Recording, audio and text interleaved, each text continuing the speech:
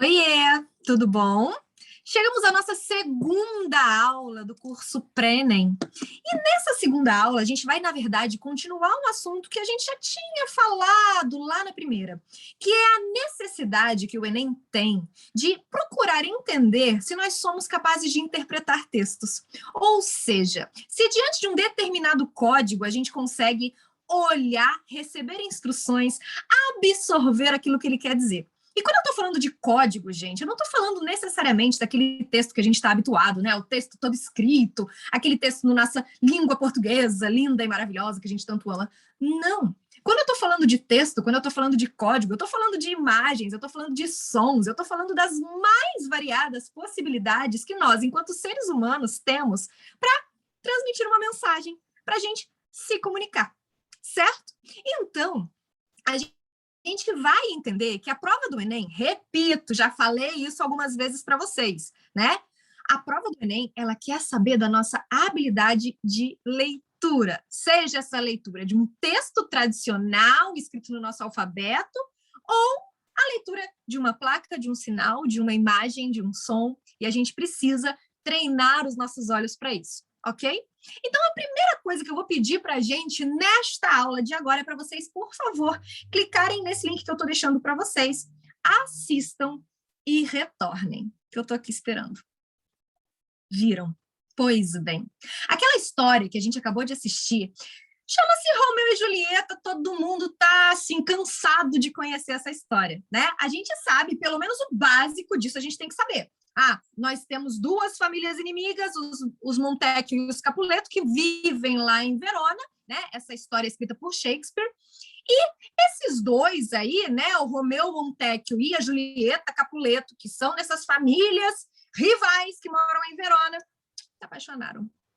Só que esse romance deles não podia dar mais errado, né? Eles, através de uma série de confusões que acontecem ao longo da história, acabam morrendo. E aí, gente, foi justamente essa história que foi contada ali na animação que a gente acabou de assistir. Só que o que tem de tão interessante nessa história que a gente acabou de ver? O seguinte: toda essa história sem que nenhuma palavra precisasse ser dita. A gente vai entendendo aquela história por meio de determinados símbolos. A gente começa com essa moça, né, diante de uma espécie de sacada, né, ou de uma espécie de janela, e ali a gente tem a cortina fechada. Essa cortina fechada aí, ela pode trazer para a gente uma ideia de quê? Talvez ela ainda esteja fechada no mundo dela, talvez ela ainda não tenha percebido, né, a si mesma, o seu lugar no mundo, talvez ela não tenha saído para a vida. Quando essas cortinas se abrem, entretanto, a gente percebe aí um determinado símbolo. Que símbolo é esse? Nós temos finalmente essa moça que consegue olhar para fora. O que é mais interessante é que essa moça se transforma num pássaro. E se a gente pensar bem, né, qual é o símbolo que a gente tem quando a gente pensa no pássaro? O pássaro, ele representa a liberdade, a paz, a felicidade. E é isso que nós vemos enquanto ela é um pássaro ali no céu. Aparece outro pássaro. E eles voam em companhia. A gente percebe que tem um sentimento de felicidade. Se vocês tiverem reparado, também tem o sol ao fundo da imagem. Esse sol, né, atravessando ali o céu, ele vai ser uma representação também de quê? Uma representação da passagem do tempo. E o tempo, ele é implacável. O tempo, ele não vai trazer para a gente a felicidade o tempo todo, não é? E aí, para aqueles dois, é preciso retornar à realidade. É preciso pisar no chão. Esse segundo pássaro, a gente percebe, então, que se trata de um rapaz. Só pode ser Romeu. Eles pisam no chão, dão as mãos, e a imagem, ela vai escurecendo. Ao fim, a gente tem o formato de uma caveira, que simboliza a morte. Olha só que coisa legal. É muito possível, gente, e quando vocês estavam assistindo esse vídeo, vocês não tenham sequer pensado, não tenha nem passado pela cabeça de vocês essa narrativa do jeitinho que eu expliquei aqui, do jeitinho que eu coloquei. Entretanto, vocês vivem, né? Nós vivemos num determinado contexto, numa determinada civilização que vai nos permitir entender determinados estímulos, determinados símbolos imediatamente. E a linguagem não verbal, ela lida exatamente com isso. Linguagem não verbal, do que a gente está falando? O que é isso? Pois é, esse é o tema da nossa aula de hoje. Como é que a gente entende textos que têm palavras e que não têm palavras? Ou até mesmo textos que conjugam um com o outro. Vamos tentar entender isso? Vamos dar uma olhadinha aqui. Olha só, gente, a primeira coisa que a gente precisa entender é o seguinte. A nossa linguagem, ela vai poder ser dividida basicamente em 2 pontos, tá? Nós temos a chamada linguagem verbal e nós temos a chamada linguagem não verbal. Por linguagem verbal, vocês vão entender o quê? Opa, verbal lembra verbo, verbo quer dizer palavra. A linguagem verbal é aquela em que a gente se comunica por meio das palavras. A não verbal, por sua vez, é aquela em que nós nos comunicamos sem a necessidade de palavras. Mas nós ainda temos uma terceira via, que é qual? Aquela em que nós precisamos conjugar as palavras e as imagens ou os sons para que a gente possa entender um determinado texto. Vamos começar olhando para essa figurinha que eu trouxe aqui para vocês. Ah, gente, que coisa linda, né? Aqui a gente tem uma tirinha da Turma da Mônica, o Cebolinha está ali fazendo malabarismos e a Magali está ali do lado.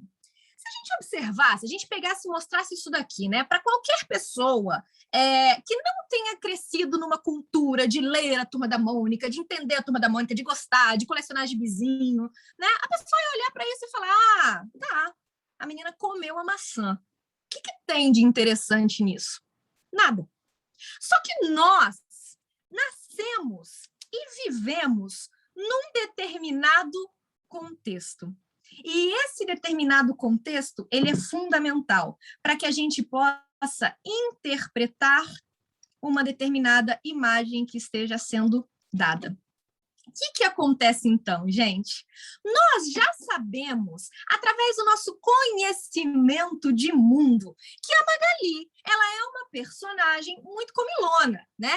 A gente já sabe pelo nosso conhecimento de mundo que a Magali, ela come de tudo que ela vê pela frente. Então, a partir desse conhecimento de mundo, e eu vou até anotar aqui porque isso é importante, tá, gente? Ó, não se esqueçam dessas palavrinhas, ok? Conhecimento de mundo. Essas palavrinhas, elas são fundamentais, porque o tempo todo o Enem ele vai trabalhar com isso também, né? A gente é atento ao mundo ao nosso redor, porque, vejam, esse é o tipo de interpretação que, para a gente chegar, né, aquilo que ele está querendo dizer ali, através dessa linguagem não verbal, ou seja, nós temos um texto aí que simplesmente não tem palavras, né? A gente precisa olhar para todos os elementos que o compõem para que a gente possa entendê-lo, né? E aí, o nosso conhecimento de mundo ele vai atuar para a gente entender quem é a Magali, quem é essa figura, que a gente sabe que come todas a comida que vê na frente, né? E isso torna o malabarismo dela ainda mais impressionante e permite que a gente entenda o texto, tá? Então, gente, quando a gente está falando de linguagem não verbal, conhecimento de mundo é fundamental. O que a gente muitas vezes se esquece é que nós estamos atuando, trabalhando com esse conhecimento de mundo o tempo todo. Reparem só, gente, quando a gente anda na rua. Vejam, se você observar no chão, né? Bem aqui. Aqui a gente tem uma faixa de pedestres, certo? Se você olha no chão e perto da grama você tem esses bloquinhos, você já entende. Eu não devo pisar na grama, eu devo pisar nesses bloquinhos. Logo aqui, a gente tem a representação de uma pessoa, né? Ou seja, aqui nós temos passagem de pedestres. Aqui ao lado nós temos uma outra figura que representa o semáforo. Gente, toda criancinha, pequenininha até, ela vai olhar para o semáforo e ela vai entender. Opa, luz vermelha eu tenho que parar, luz verde eu tenho que seguir, né? Então, é muito importante, né, que a gente seja capaz de ativar essa nossa capacidade da leitura do não verbal. Tanto, né, para os textos artísticos, que foi o caso que a gente percebeu ali da história da Magali, quanto, ó, Emília, gente, Emília adora aparecer, né, filha? Gatos, né, se comunicam com a gente para a linguagem não verbal também. Animais, né, gente, quando você olha o seu bichinho, né? Você olha o seu bichinho, aí você vê aquela carinha dele de pidão, aí você fala assim, ah, meu amor, eu sei o que você quer uma comidinha, né? Isso é total linguagem não verbal, total. Olha aqui essa figura aqui no meu colo, se aproveitando da minha boa vontade. Mas, gente, como eu ia dizendo, né? Tanto nos nossos textos que são considerados artísticos, né? Em que a gente vai observar a busca, né, de utilizar a imagem enquanto arte, como foi o caso da história da Magali, assim como no mundo, como a nossa presença no mundo. A nossa presença no mundo, ela é cheia de leitura e de leitura constante. Quando você está falando com alguém, por exemplo, você consegue olhar para essa pessoa e você consegue perceber, será que essa pessoa está com sono? Será que essa pessoa está gostando do que eu estou dizendo? Será que essa pessoa está entendendo o que eu estou dizendo? Né? Ou até mesmo no trânsito. Ah, meu Deus do céu, eu consigo entender o que essas placas querem me dizer? Ou seja, a leitura do mundo, ela é fundamental para que a gente esteja no mundo. Então, o Enem, ele vai querer essa sua habilidade, a sua capacidade de ler o mundo que está ao seu redor, mas também a sua capacidade de interpretar aquela determinada obra. À luz do quê? À luz do seu conhecimento de mundo, à luz do contexto, à luz da sua vivência. E o Enem, ele valoriza imensamente isso, tá bom? Vamos prosseguir.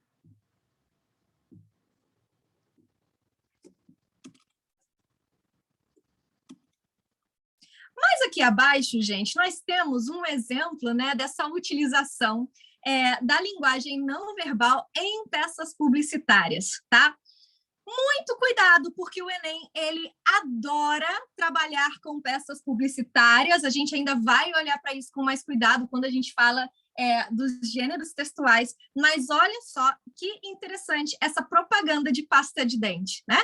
Ele utiliza a iluminação para dizer o quê? Olha lá, o Colgate, ele torna os seus dentes mais brancos e mais luminosos, né? Mais iluminados. E ele consegue dizer isso sem abrir a boca, né? Na verdade, sem dizer uma palavra. Então, esse tipo de criatividade, a nossa capacidade de compreensão, ela é fundamental. E aí vem o nosso conhecimento de mundo, né? A nossa visão da marca. Ainda que a gente não tivesse aqui embaixo o nome Colgate, a gente tem esse C aqui que a gente já conhece. Isso daí é uma marca famosa, né? A gente consegue ler. Entretanto, gente, e nós ainda vamos entrar nisso no nosso curso com mais cuidado, nós temos a chamada linguagem puramente verbal. Ou seja, o que é a linguagem puramente verbal? É aquela em que nós temos a utilização simplesmente de palavras para que a gente possa se comunicar. Então, aqui a gente tem um soneto do Camões, o grande pai da língua portuguesa, que diz assim: 7 anos de pastor Jacó servia Labão, pai de Raquel Serrana Bela, mas não servia ao pai, servia a ela, que a ela só por prêmio pretendia.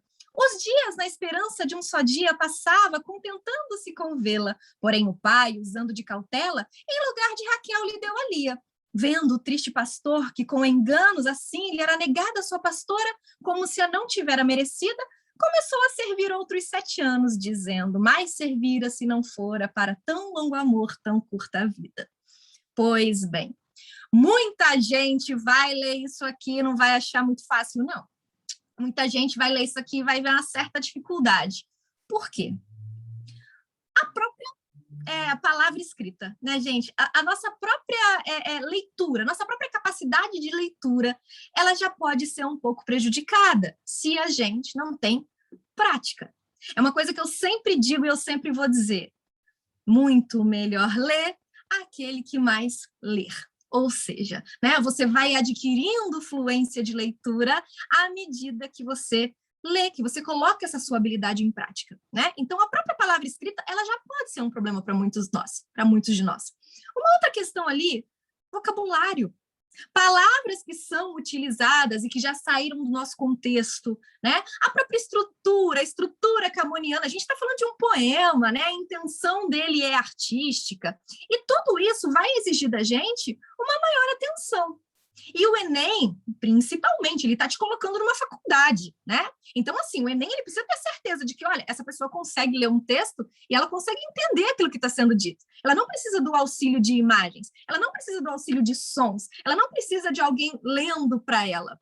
Então, gente, desenvolver a nossa habilidade leitora é fundamental. E, nesse caso, a gente tem uma passagem bíblica, né? Em que nós estamos falando de toda aquela situação lá do Jacó, que queria casar-se com Lia, mas ele acabou recebendo a mão de Raquel, né? E aí, quando você conhece toda essa história, né? Você tem todo ali, ó, um conhecimento de mundo, um contexto que vai te trazer o conhecimento dessa realidade, você vai ficar o quê? Né? Já consigo entender isso daí com mais tranquilidade. Então, assim, gente, qual é o segredo para a leitura? O segredo da leitura é a própria leitura, é a prática da leitura, é você trazer isso para sua vida o tempo todo, tá? E não é porque eu tô aqui falando de Enem, não. Ah, tá, porque você não vive para fazer uma prova, né? Você não lê para fazer uma prova. Você não lê textos verbais e não verbais para fazer uma prova. Você lê esses textos porque você vive no mundo. E o tempo inteiro você está vivendo uma prática de leitura do mundo, certo? Vamos prosseguir.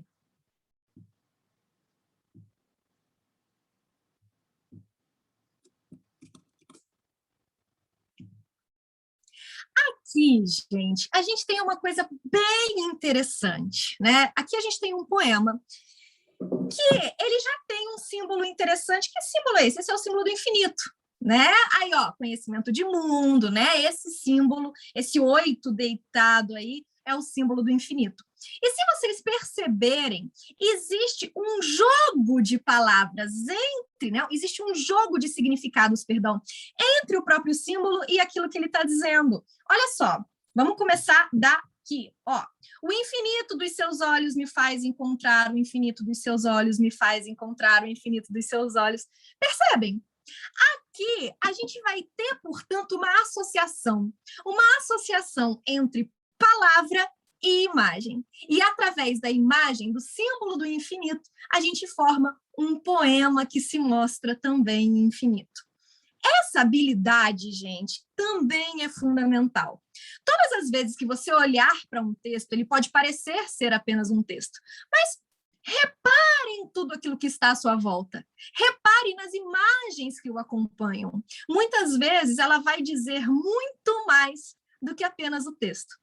Esses textos que somam, né, os aspectos visuais, a letra em si, a escrita em si, eles têm um nome. São chamados de textos híbridos ou mistos, ok? Então, você vai ter aí a chamada linguagem híbrida ou linguagem mista.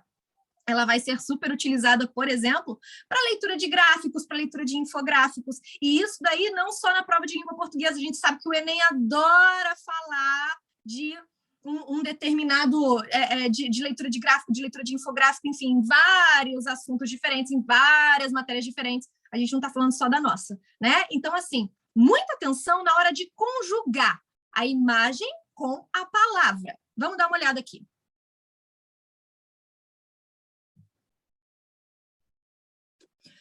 Reparem, gente, nesse exemplinho, logo aqui abaixo. Isso aqui é a propaganda que tem lá no Rio de Janeiro, é muito famoso, né? Lá no Rio de Janeiro temos o Hortifruti, e o Hortifruti é muito famoso pelas propagandas que ele faz.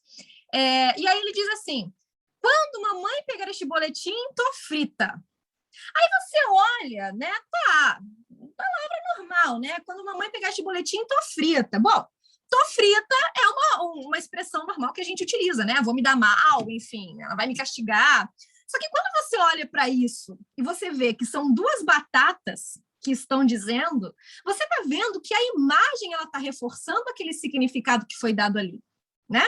E se essa imagem ela reforça esse significado, a gente já tem uma quebra na expectativa. Neste caso aí, da propaganda do Hortifruti. Opa, batata frita. Nesse caso, parece que ela não está falando de maneira metafórica ou de maneira figurada, né? Parece que ela está falando no sentido literal. E aí, a criatividade na propaganda, ela nasce também a partir da imagem. Reparem, original do Brasil desde 1962, Havaianas. Cadê o seu conhecimento de mundo, mais uma vez, assim como você precisou ali na propaganda da batata? Olha bem, se você observar, gente, nós estamos aí falando do Rio de Janeiro. E nós estamos falando do bondinho. Só que no lugar do bondinho, a gente tem quem? A gente tem as Havaianas, né? Então, o bondinho, ele é um símbolo do nosso país. E o que as Havaianas elas estão dizendo aí também, né? Olha, o nosso chinelo também é uma espécie de símbolo do Brasil e de ser brasileiro, né?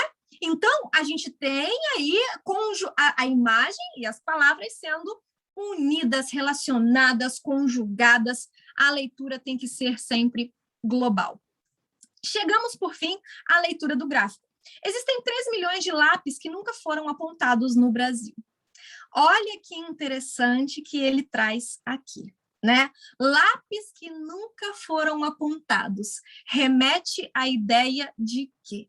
Remete à ideia da escola, remete à ideia do número de pessoas que vão ou não à escola. Se o lápis não foi apontado, é porque ele nunca foi usado.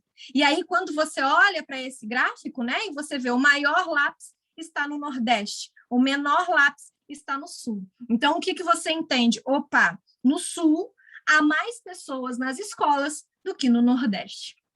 Gente, essa aula, né, que assim, ela é de um assunto tão que parece, na realidade, ser muito simples, né, mas que na realidade não é. Quando a gente fala de leitura de imagem, quando a gente está falando de texto verbal, de texto não verbal, de texto misto, a gente está falando de uma quantidade gigantesca de informações com as quais a gente precisa lidar minuto a minuto, segundo a segundo. E o Enem, ele está muito interessado nisso. No nosso caderno de exercícios, nós temos questões que vão trazer para a gente essa necessidade da atenção, da imagem e da palavra, e muitas vezes da união entre elas. Tentem fazer, deem uma olhada no gabarito que vem logo ao final dele. E qualquer coisa, falem comigo. Estou aqui para ajudar, tá bom? Até a próxima.